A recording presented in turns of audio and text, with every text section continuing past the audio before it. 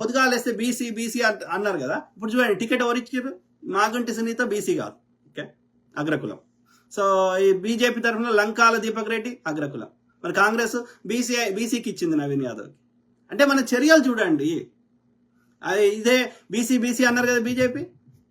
మోడీ అనేట ఆయన ఆర్య బనియా, ఓకే, ఆయన యొక్క వ్యాపార కులం మోద్గాచి గానుగల నుంచి నూనె తీసి అమ్ముకునే వ్యాపార కులం. ఆయన గుజరాత్ ముఖ్యమంత్రి ఉన్నప్పుడు అది బీసీల కింద రాయించుకున్నాడు ఆయన కులాన్ని, ఓకే. తర్వాత ఇదే బీజేపీ తెలంగాణలో గెలిస్తే బీసీని ముఖ్యమంత్రి చేస్తా అనేది బీజేపీ అధ్యక్షుని అగ్రకులం అని చేసింది. అర్థమైందా? సో చర్యలు చూడండి. సో అక్కడ ఏది రాజస్థాన్లో గెలిస్తే బీసీని ముఖ్యమంత్రి చేస్తా అన్న బీజేపీ ఆడ యొక్క బాపనోని చేసింది, ఓకే. సో అస్సాంలో గెలిచినాక బీసీని చేస్తా అని ఆడ బాపనోని చేసింది. మీరు అబ్జర్వ్ చేయండి.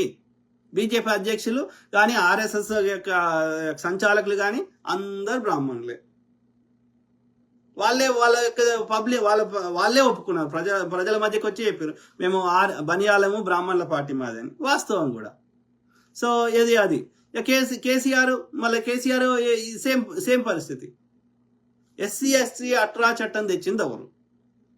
దాని రాజ్యాంగాన్ని ఎత్తేయాలని, రిజర్వేషన్ ఎత్తేయాలని ఎవడు అడగకున్నా కానీ అగ్రకులం వాళ్ళకి 3% ఉన్న వాళ్ళకి 10% ఈడబ్ల్యూఎస్ రిజర్వేషన్ అనేది సంవత్సరానికి 12 లక్షలు, నెలకి ₹1,00,000 సంపాదించి అగ్రకులం వాడు పేదవాడు అని చెప్పి వానికి 10% రిజర్వేషన్ ఎవడు అడగకున్నా తెచ్చి కొట్లాడుతున్నా కానీ బీసీలకు మహిళలకు రిజర్వేషన్ ఇవ్వకుండా ఉండేటువంటి బ్రాహ్మణ పార్టీకి బీజేపీ ఏ బిల్లు తెచ్చినా దానికి గుడ్డిగా మద్దతు ఇచ్చిన బీఆర్ఎస్ పార్టీ వాళ్ళు ఎట్లా బీసీ ఎస్సీ ఎస్టీలకు మంచిగా చేస్తారు? బీసీ ఎస్సీ ఎస్టీలలో వేస్ట్ ఉండే కొడుకులు చిల్లరకి వాడు దోసుకున్నది వీడు చిల్లర ఇస్తాడు కాబట్టి చిల్లరకి అమ్ముడు పోయి వాళ్ళకి సంఖ నాకుతున్నారు. ఇప్పుడు గెలిచే ఆ సత్తా లేని వాళ్ళు ఎవడో తోక పార్టీలు పెట్టుకున్నాడు ఎవడు పడితే వాడు ఎందుకు పోటీ చేస్తున్నాడు? ఎన్ని అయితే అన్ని ఓట్లు చీల్చి ఆ బీఆర్ఎస్ వచ్చిన చిల్లరకి అమ్ముడు తాకట్టు పెడతారంట ఈ యొక్క మన భవిష్యత్తుని. అమ్ముడు పోదామా?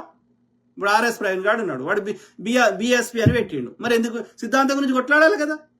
మరి ఎందుకు పోయి బీఆర్ఎస్కి ఎందుకు వీకిండు? ఎందుకంటే వాడు దోసుకున్న దానికి వీళ్ళకి చిల్లర ఇస్తాడు ఈ ముండకొడలకి. ఇలా బీఎస్పీ మాయావతి కాంశీరాం పెట్టిన మంచి ఉద్దేశంతో పెట్టిండు కానీ బీఎస్పీ మాయావతి ఇలా ఎప్పుడు కొట్లాడింది, ఎక్కడ కొట్లాడింది బీజేపీ తోటి? కావాలని అక్కడ పోటీ చేసి 5 నుంచి 7% ఓట్లు చేసి బీజేపీని గెలిపిస్తుంది.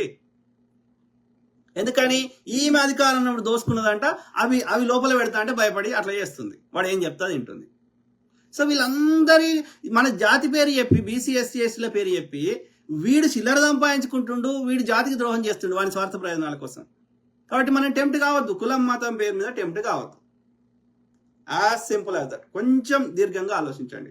ఇవి మీ డబ్బులు, భూములైనా మీయే, నదులైనా మీయే, భూమి లోపల ఉన్న గనులైనా మీయే, మీరు కట్టే ప్రతి ట్యాక్స్ డబ్బులు మీయే. మీరు కడతలేరు అనుకోకండి, ప్రతి వస్తువు మీద ట్యాక్స్ వేస్తాం. అది ఇండైరెక్ట్ ట్యాక్స్ సిస్టమ్ కాబట్టి మీకు తెలియకపోవచ్చు. రిసీట్ అడిగితే వాళ్ళు ఉంటుంది, ఓకే, అర్థమైందా? జిఎస్టీ ప్రతి దగ్గర కడతాం, ఓకే. తక్కువ ఈ కాంగ్రెస్ ఉన్నప్పుడు 0 ఉంటే 5 చేసిండు ఈ మోడీ. కాంగ్రెస్ హయాంలో డాక్టర్ మన్మోహన్ సింగ్ గారి హయాంలో 5% ఉంటే 8 చేసిండు మోడీ, ఓకే. అప్పుడు 8 ఉంటే 12 చేసిండు, 12 ఉంటే 18 చేసిండు, 18 ఉంటే 28 చేసిండు. మాక్సిమం 18% అంటే 28 చేసిండు. అంటే ఒక వస్తువు కొనుక్కుంటే, ఒక టీవీ కొనుక్కుంటే, ఏమంటారు మన ఒక 10,000 వస్తువు కొనుక్కుంటే అందులో 2800 అంటే ఇంచుమించు 3,000 రూపాయలు మనం గవర్నమెంట్కి ట్యాక్స్ కడుతున్నాం. అర్థమైందా? అందులో 40% మాత్రమే రాష్ట్రానికి వస్తుంది, 60% కేంద్రం తీసుకుంటుంది. మరి ఆ పైసలు ఏం చేస్తుంది? సో మనం ట్యాక్స్ కడతలేం అనుకోకండి. పెట్రోల్ మీద ఇప్పుడు 110 120 ఉన్నది. సో 120లో 60 రూపాయలే పెట్రోల్ ధర.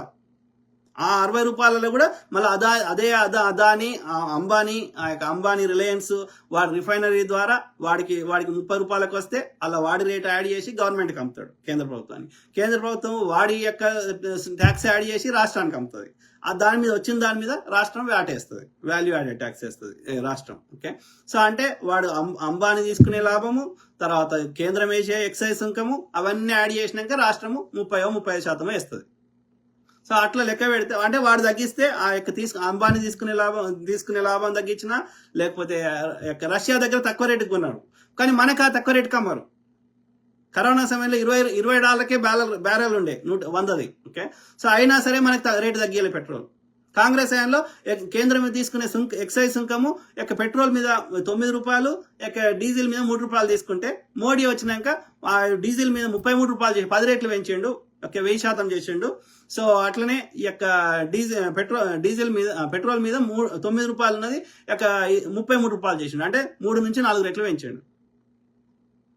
అర్థమైందా? అంటే 400% చేసినట్టు. సో ఏడికి పోయినాయి ఈ పైసలన్నీ, ఏడికిపోతున్నాయి. సో మనం ట్యాక్సులు కడతలేం అనుకోకండి. ప్రభుత్వంలో కేంద్రమైన రాష్ట్రాలైనా ప్రతి పైసా మనదే. అర్థమైందా? సో ఇవి పైసలు ట్యాక్సులు డబ్బులు కాకుండా అవి కాకుండా వ్యాపారస్తుల దగ్గర తీసుకునే ట్యాక్సులు అవి కూడా మనయే.